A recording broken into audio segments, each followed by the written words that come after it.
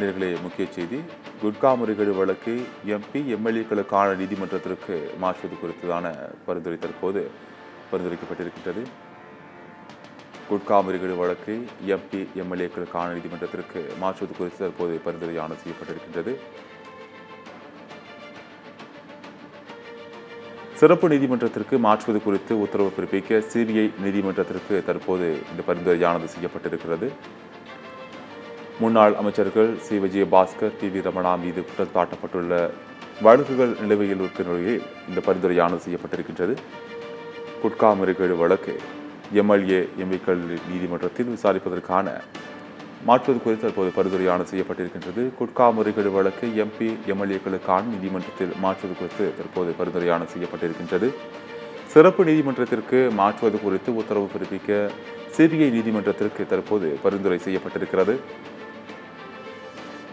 முன்னாள் அமைச்சர்கள் C Vijayabaskar, T V Ramana மீது குற்றம் சாட்டப்பட்டுள்ள வழக்குகள் உள்ள நிலையில் இந்த பரிந்துரையானது செய்யப்பட்டிருக்கிறது.